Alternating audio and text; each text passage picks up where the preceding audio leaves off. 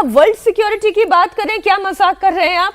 वो उन्होंने 1 साल के अंदर काम नहीं किया जी, वो कारनामे कर रहे हैं, कारनामे। बिल्कुल ठीक बात है। अभी ये नेशनल सिक्योरिटी को भी अपने खतरे में डाल रहे हैं।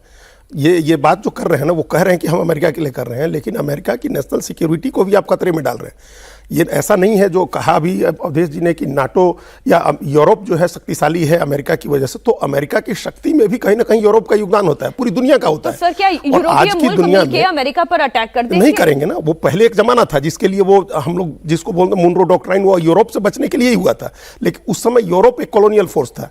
आज अमेरिका एक ऐसे कॉलोनियल फोर्स की तरह डिक्टेट बात कर रहा है व्यवहार, जिसको हम लोग के यहाँ जाने माने अर्थशास्त्री प्रभात पटनायक ने कहा है कि ये गैंगस्टर साम्राज्यवाद है, कोट अनकोट। आज उस गैंगस्टर साम्राज्यवाद है। आप उस दौर को लौटा ले आने की बात करते हैं। ये जो पटाइज कर रहे हैं अपने अमेरिका की अपनी सिक्योरिटी को भी, जो पूरी दुनिया के साथ जुड़ी हुई है। आपकी फाइनेंशियल एजेंसीज, आपकी फाइनेंशियल एजेंसीज कैसे पूरी दुनिया में काम करेंगी? आप अगर पूरी दुनिया को इस तरह से डरा रहे हैं, आपके तमाम जो ये टेक कंपनियां हैं कैसे काम करेंगी जा करके? ये कैसे होगा? ये अपने को एक घेटों में बांध करके अमेरिका चाहता है कि हम पावरफुल हो जाएंगे।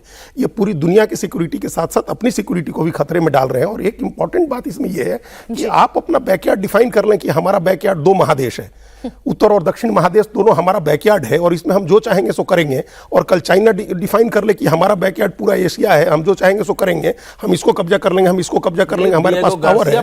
हाँ, डिएगो गार्सिया पर तो ब्रिटेन को बोला है कि आप बहुत बड़ी स्टुपिडिटी कर रहे हैं। आप बैकयार्ड कौन डिसाइड करेगा भाई? बैकयार्ड आप डिसाइड कर लीजिएगा और अपने हिसाब से कब्जा कर लीजिएगा। अच्छा, डेनमार्क ग्रीनलैंड के मुद्दे पर अमेरिका आर पार के मूड में है, और डेनमार्क ने फिर अपने सैनिकों को ग्रीनलैंड भेजा है।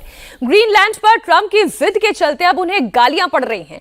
यूरोपीय संसद के एक डेनिश सदस्य ने अमेरिकी राष्ट्रपति डोनाल्ड ट्रंप को जमकर खरी खोटी सुनाई। ट्रंप के ग्रीनलैंड पर कब्जे को लेकर दिए गए बयानों पर बहस के जवाब में डेनिश MEP एंडर्स विस्टिसन ने जो कहा वो आप सुने। Put this in words you might understand. Mr. President,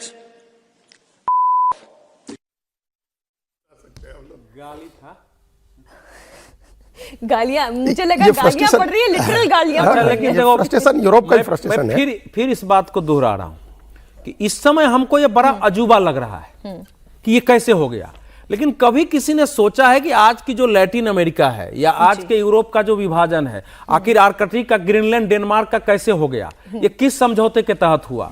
वो ग्रीनलैंड पर कब्जा कैसे हो गया? कैसे अमेरिका को इन लोगों ने अमेरिका में जो 1951 में डेनमार्क के साथ समझौता करा के और अमेरिका को वहां सैनिक रखने का इजाजत, जहां से वो अपने डिफेंस खासकर जो स्पेस डिफेंस है वो संचालित करता था, कैसे हो गया? जो सर्गेई लावारेव ने कहा है कि ग्रीनलैंड इतिहास में कभी डेनमार्क का हिस्सा नहीं रहा है। डेनमार्क ने भी उस पर कब्जा किया, लेकिन चूंकि लंबे समय से है तो वहां के लोग इसको लेकर सहज हो गए हैं। मैंने जो कहा है ये इस इतिहास को, इस समय गुस्सा आ रहा है ट्रंप पर क्या कर रहा है, लेकिन ट्रंप को यह लग रहा है, ट्रंप ने कहा है कि भाई शक्ति की भाषा दुनिया समझती है, और वो खैर शांति नोबेल पुरस्कार को तो बहाना बना रहे हैं, वो बहाना के अलावा कुछ नहीं है।